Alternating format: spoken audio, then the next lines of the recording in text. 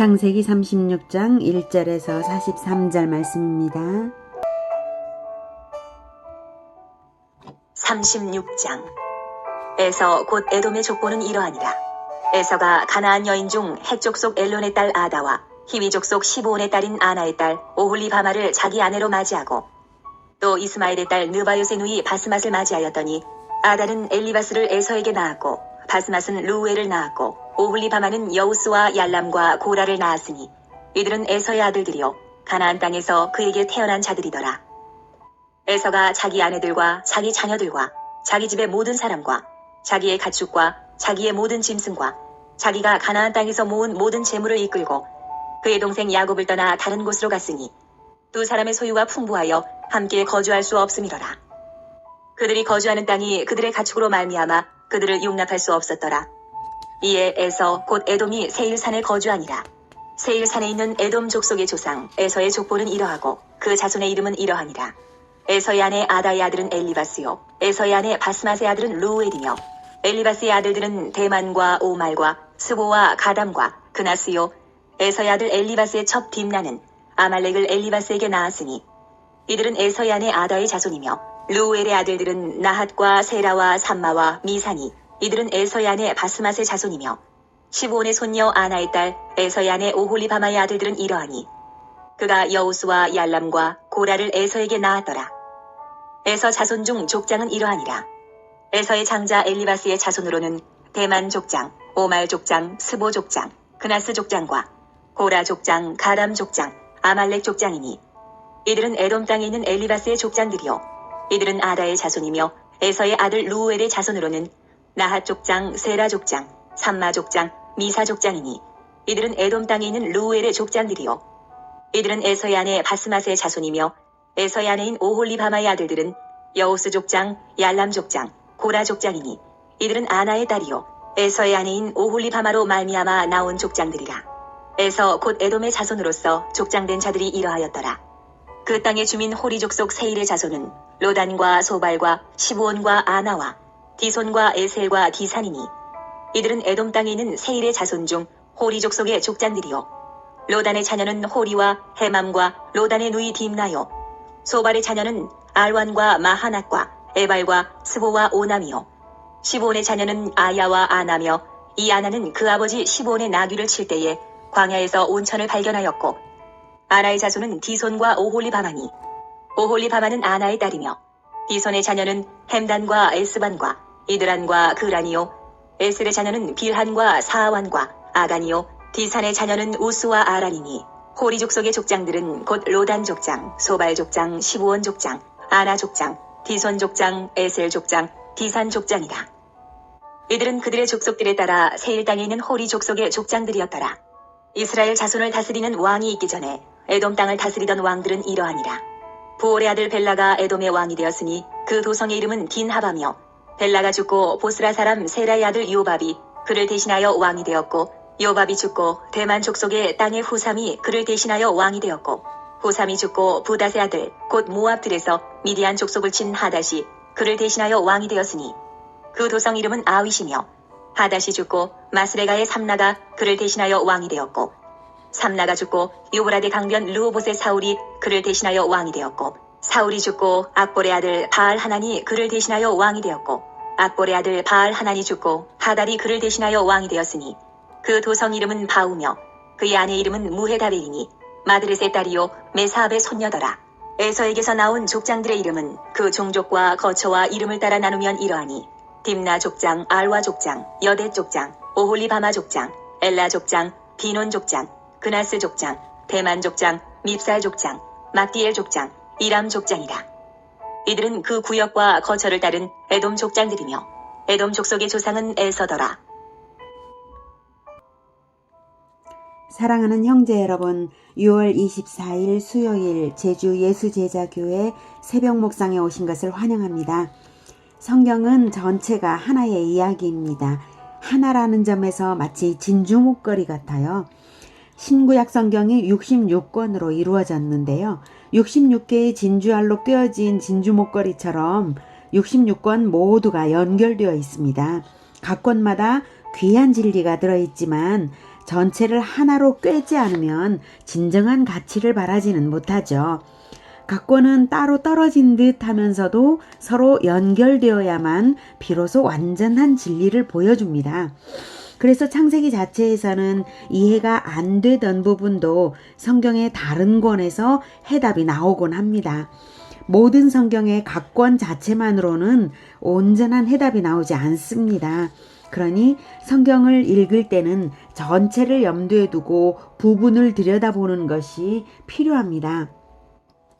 방금 읽으신 36장도 창세기 자체만으로는 왜 이런 유래를 다 알려주는 것인지 이해되지 않는 부분들이 성경 전체를 읽어가다 보면 에돔 족속이 간간히 등장하면서 창세기 36장과 맞물려서 비밀의 고리들이 풀립니다.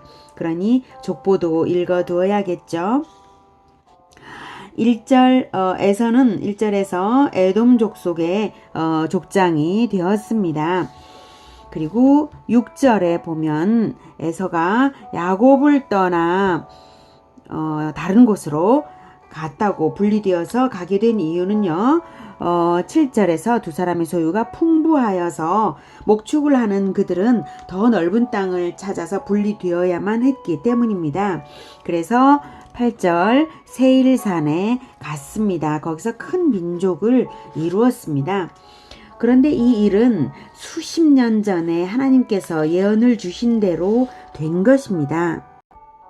창세기 25장 23절 여호와께서 그에게 이르시되 그에게는 그 당시 이삭과 리브가죠. 두 국민이 내 태중에 있구나.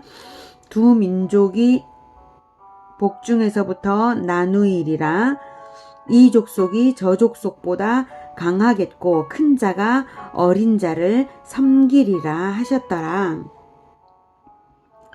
겉으로 볼 때는 에서가 세일산을 점령한 것이지만 속을 들여다보면 하나님께서 그곳을 에서의 기업으로 주신 것입니다.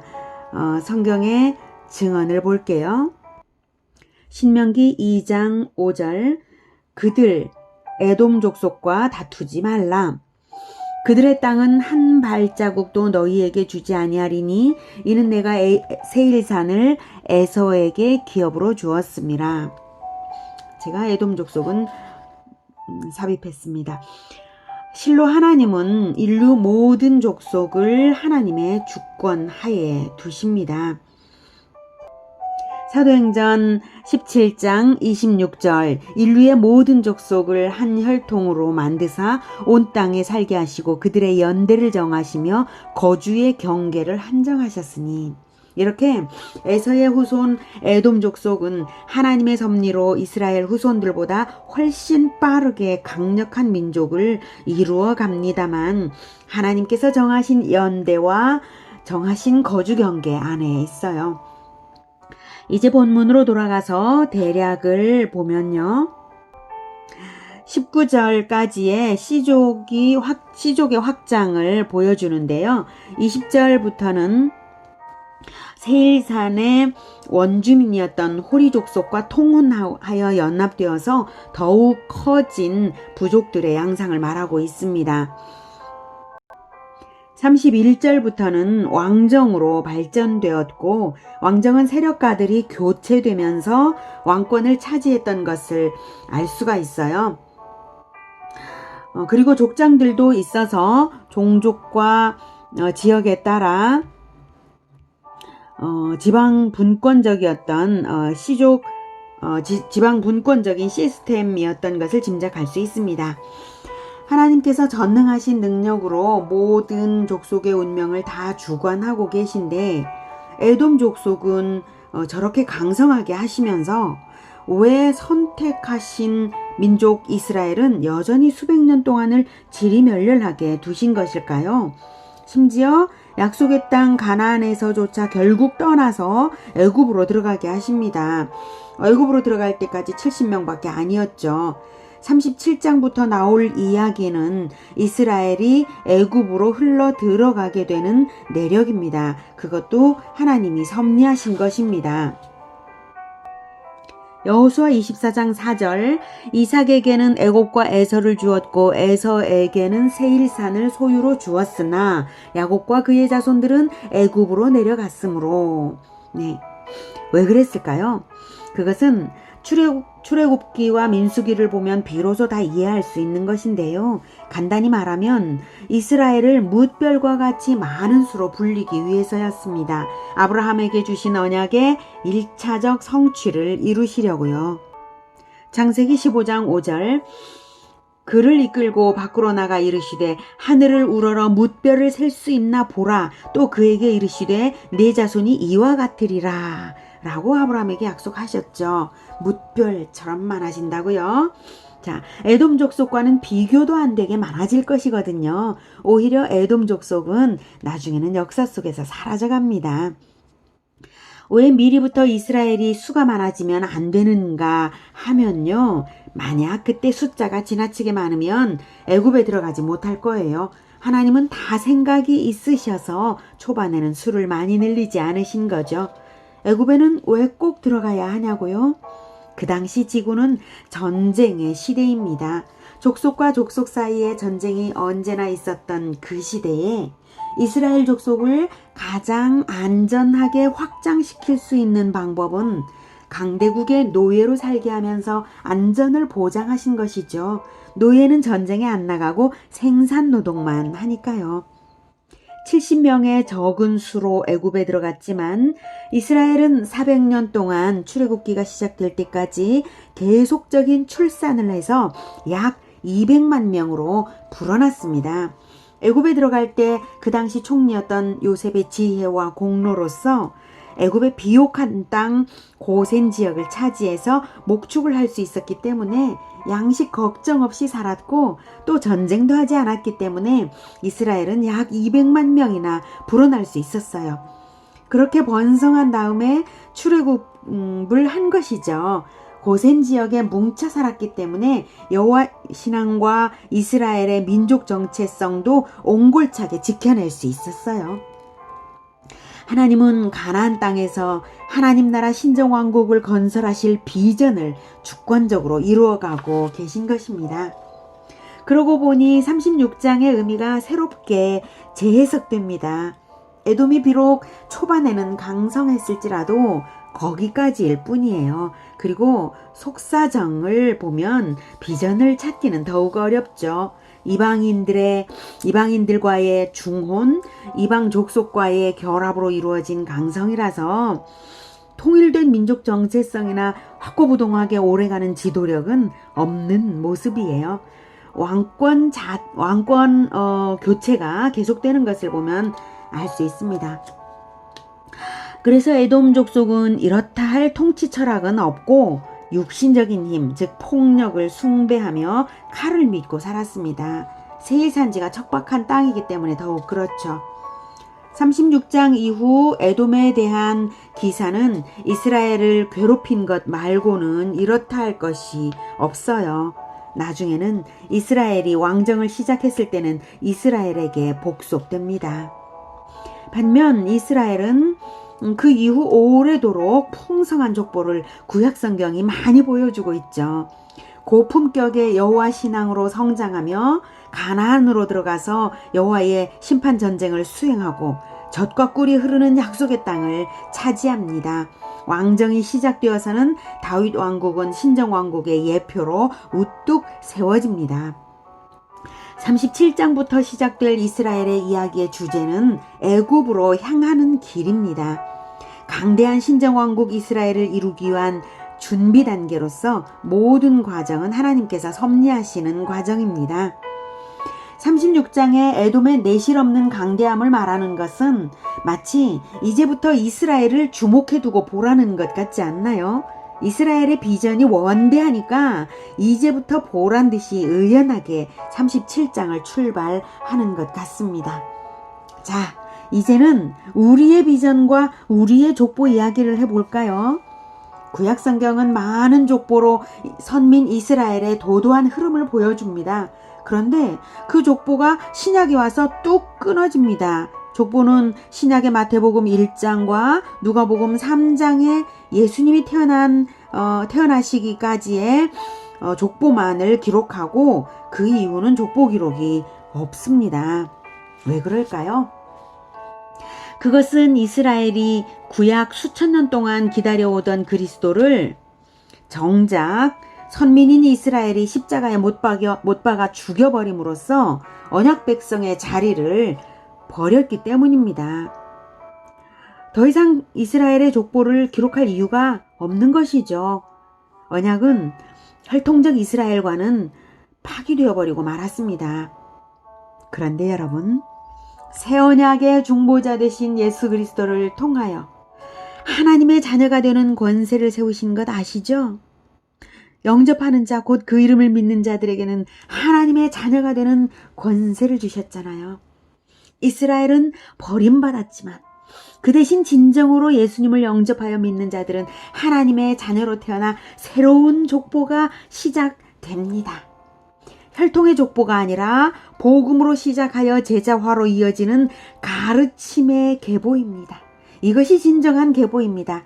십자가 이후 복음은 혈통과 무관해졌으므로 족보는 더 이상 기록할 의미가 없어졌지만 구원받는 자들의 이름은 천국의 생명책에 기록되고 있습니다. 그것이 진정한 영적 이스라엘의 족보인 것입니다. 요한계시록 21장 27절 무엇이든지 속된 것이나 가증한 일 또는 거짓말한 자는 결코 그리로 들어가지 못하되 오직 어린 양의 생명책에 기록된 자들만 들어가리라 라고 천국에 들어가는 자들의 생명책에 이름이 있다. 누가복음 10장 20절 그러나 귀신들이 너희에게 항복하는 것으로 기뻐하지 말고 너희 이름이 하늘에 기록된 것으로 기뻐하라 하시니라. 이 땅에서는 기록이 남지 않지만 천국에서 실시간으로 기록되고 있는 영원한 생명의 계보입니다. 생명책의 이름들은 새하늘과 새 땅의 상속자들입니다. 이 생명책에 나로부터 시작하여 한 족보를 이루어가는 여러분 되시기를 축복합니다. 기도하겠습니다. 진리이신 하나님, 하나님께서 성경에 허투루 쓰신 것이 하나도 없고 진리를 가르쳐 주시기 위하여 이렇게 귀하게 기록해 주신 것을 감사합니다. 하나님, 구약 성경에 수많은 족보가 있다 할지라도 천국의 생명책에 진정한 우리의 계보가 기록되고 있는 것을 생각할 때에 우리가 예수님을 영접하여 구원받은 것이 얼마나 감격스럽고 축복된 것인지 놀라울 따름입니다. 또한 감사할 따름입니다. 하나님, 우리가 복음화와 제자화로서 이 계보의 흐름이 계속 이어지고 끊어지지 않게 하시고 또 확장되어서 예수님 다시 오시는 날에 큰 족보의 큰 족속으로 만날 수 있도록 주님 인도하여 주시옵소서. 예수님의 이름으로 기도드립니다. 아멘. 이어지는 시간은 개인 기도 시간입니다.